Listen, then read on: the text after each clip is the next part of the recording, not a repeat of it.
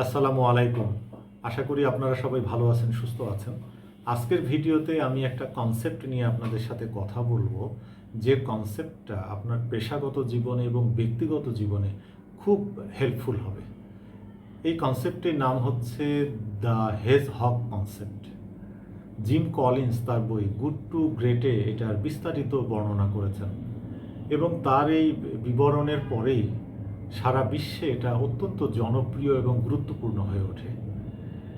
এই কনসেপ্টটি আমি আপনাদের সাথে আলোচনা করব এবং এই কনসেপ্ট থেকে আমরা বুঝতে চেষ্টা করব যে আমাদের ক্যারিয়ারের গোল সেট করার ক্ষেত্রে কিভাবে এটি কাজে লাগাতে পারি আমরা, ব্যক্তিগত জীবনে বা জীবনের উদ্দেশ্য খুঁজে পেতে আমরা কিভাবে এই কনসেপ্টটা ব্যবহার করতে পারি। আমি একটা ডায়াগ্রাম আপনাদেরকে দেখাবো, সেই ডায়াগ্রাম দেখলে আপনারা এটা বিস্তারিত বুঝতে পারবেন। আমি প্রথমে এটা একটু সহজ করে বলি আপনাদেরকে বোঝার জন্য। সেটা হচ্ছে হেজহগ কনসেপ্টে মোট 3টা গুরুত্বপূর্ণ উপাদান থাকে। একটি উপাদান হচ্ছে আপনার প্যাশন, যে কাজে আপনি খুব আগ্রহী, যে কাজ করতে আপনি খুব ভালোবাসেন, যে কাজ আপনাকে ইন্সপায়ার করে, যে কাজ আপনাকে মোটিভেটেড করে, সেটা হচ্ছে আপনার প্যাশন। দ্বিতীয় যে উপাদান আছে হেজহগ কনসেপ্টে, সেটি হচ্ছে আপনি যে কাজে সবচেয়ে বেশি দক্ষ, আপনি যে কাজ সবচেয়ে ভালো পারেন, সেটি হচ্ছে এটার আরেকটি উপাদান। আরেকটি গুরুত্বপূর্ণ উপাদান আছে হেজহগ কনসেপ্টে, সেটি হচ্ছে আপনার অর্থনৈতিক ভাবনা বা আপনার ইকোনমিক ইঞ্জিন। তো এই 3টা উপাদানের সমন্বয়ে হেজহগ কনসেপ্ট বর্ণনা করা হয়েছে। আরেকবার একটু শুনি বোঝার জন্য। আপনারা যদি একটু ভিডিওটা গো থ্রু করেন তাহলে আশা করি এই হেজহগ কনসেপ্ট আপনি ভালো করে বুঝতে পারবেন এবং আপনি যদি মনে করেন যে এইটা আপনি কাজে লাগালে আপনার জন্য ভালো হবে আপনার ক্যারিয়ারে বা পার্সোনাল লাইফে, তাহলে অবশ্যই এটা ব্যবহার করতে পারেন। 3টি উপাদান মনে রাখবেন। একটা হচ্ছে আপনার প্যাশন, অর্থাৎ আপনার যে কাজ আপনি করতে ভালোবাসেন, যে কাজে আপনি খুব আগ্রহী। দ্বিতীয়টি হচ্ছে যে কাজে আপনি সবচেয়ে বেশি দক্ষ, যে কাজ আপনি ভালো পারেন। আর 3 নম্বর হচ্ছে আপনার ইকোনমিক ইঞ্জিন বা আপনার অর্থনৈতিক ভাবনা। এই 3টা উপাদান থাকবে হেজহগ কনসেপ্টে। আমি একটা ডায়াগ্রাম আপনাদেরকে দেখাই, তাহলে আরেকটু বুঝতে সুবিধা হবে। এই ডায়াগ্রামটি আপনি দেখেন, আপনি দেখতে পাচ্ছেন। দেখেন এই ডায়াগ্রামে 3টা সার্কেল আছে। এটা একটা সার্কেল, এটা একটা সার্কেল এবং এটা হচ্ছে আরেকটা সার্কেল।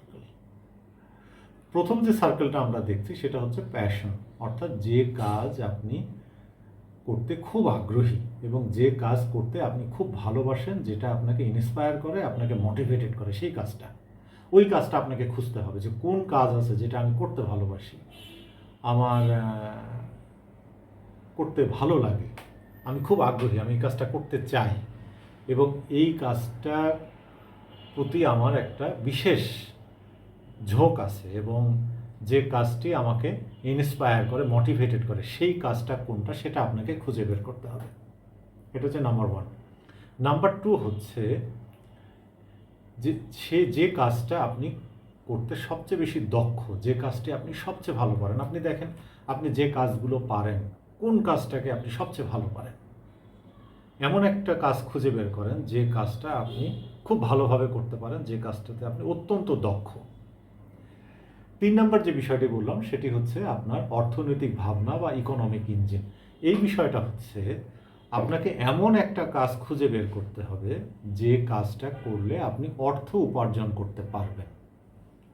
এমন কোনো কাজ যদি থাকে যে কাজ করলে আপনি অর্থ উপার্জন করতে পারবেন না, তাহলে সেই কাজে যদি আপনি বেশি মনোযোগ দেন, বেশি সময় দেন, তাহলে অর্থনৈতিক যে লক্ষ্য আপনার আছে সেইটা অর্জিত হবে না। এখন আরেকবার ভালো করে দেখেন ডায়াগ্রামটা। এই যে 3টা সার্কেল, প্যাশন, তারপরে বেস্ট অ্যাট এবং ইকোনমিক ইঞ্জিন, এই 3টা সার্কেলের একটা ইন্টারসেকশন আছে, একটা ছেদ বিন্দু আছে এই যে এখানে। এটাই হচ্ছে আপনার ফোকাস। অর্থাৎ আপনি যখন ক্যারিয়ারের গোল সেট করবেন, পার্সোনাল লাইফের কোনো গোল সেট করবেন, তখন আপনার এই ফোকাস এরিয়াতে কনসেন্ট্রেট করতে হবে। সেটা কেমন আমি একটু বুঝিয়ে বলি। তাহলে আমরা 3টা বিষয় তো বুঝলাম, যে কাজ করতে আমি ভালোবাসি, যে কাজে আমি সবচেয়ে বেশি দক্ষ এবং যে কাজ করলে আমি অর্থ উপার্জন করতে পারবো। তাহলে আপনাকে এই 3টা উপাদানের সমন্বয়ে এমন একটা কাজ খুঁজে বের করতে হবে, যে কাজ করতে আপনি ভালোবাসেন, যে কাজ আপনি করার ব্যাপারে অত্যন্ত দক্ষ এবং যে কাজ করলে আপনি অর্থ উপার্জন করতে পারবেন।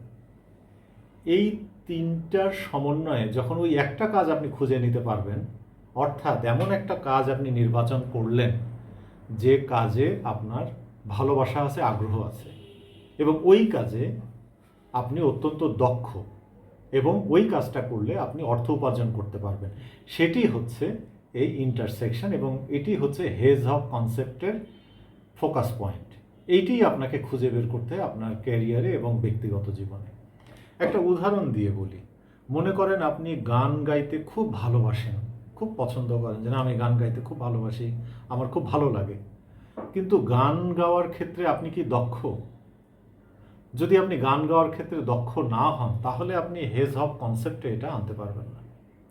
আপনি যদি মনে করেন যে না আমার পাবলিক স্পিকিং খুব ভালো লাগে, আমি খুব ভালোবাসি, আপনি কি পাবলিক স্পিকিংয়ের ব্যাপারে দক্ষ? যদি দক্ষ হন দ্যাটস ফাইন, তাহলে এই কাজটিকে আপনি নির্বাচন করেন। পাবলিক স্পিকিংয়ের মাধ্যমে আপনি কি অর্থ উপার্জন করতে পারেন? যদি আপনি সে কাজটি করতে পারেন তাহলে অবশ্যই আপনি হেজ-হগ কনসেপ্টের মধ্যে ওই কাজটিকে আনবেন একটা ইন্টারসেকশন হিসেবে। এই জায়গাটা হচ্ছে যেটার মধ্যে প্যাশন আছে, দক্ষতা আছে এবং অর্থনৈতিক ভাবনাটাও আছে, সেটাই হচ্ছে আপনার হেজ-হগ কনসেপ্টের ইন্টারসেকশন। অর্থাৎ যে কাজে আপনার ভালোবাসা নাই, প্যাশন নাই, বা যে কাজে আপনার দক্ষতা নাই, কিংবা যে কাজ থেকে আপনি অর্থ উপার্জন করতে পারবেন না, সেইটা কিন্তু আপনার জীবনের মূল লক্ষ্য হবে না। হ্যাঁ, এর বাইরেও আপনি অনেক কাজ করতে পারেন যেখান থেকে হয়তো অর্থ উপার্জন হবে না, কিন্তু আপনার ভালোবাসার যে কাজটি সেটি আপনি করবেন। তাহলে আপনাকে অন্য আরেকটি কাজ খুঁজতে হবে যে কাজে আপনি দক্ষ এবং অর্থ উপার্জন করতে পারবেন এবং ভালোবাসা থাকবে সেই কাজের প্রতি, সেটি হবে হেজ-হগ কনসেপ্ট। আমি খুব সংক্ষেপে আপনাদের হেজ-হগ কনসেপ্ট সম্পর্কে বললাম। এই বিষয়ে যদি আপনাদের কোনো প্রশ্ন থাকে বা এই বিষয়ে কোনো মতামত দিতে চান তাহলে অবশ্যই কমেন্ট বক্সে লিখবেন। আর যারা আপনারা এই ভিডিওটি শুনলেন, অবশ্যই যদি ভালো লাগে অবশ্যই আপনারা ভিডিওটিকে লাইক, শেয়ার করবেন, কমেন্ট করবেন এবং আমার ইউটিউব থেকে যারা দেখছেন এই ভিডিওটি তারা আমার চ্যানেলটিকে সাবস্ক্রাইব করবেন। আর যারা ফেসবুক পেজ থেকে দেখছেন তারা আমার পেজটিকে লাইক, ফলো করে সাথে থাকবেন।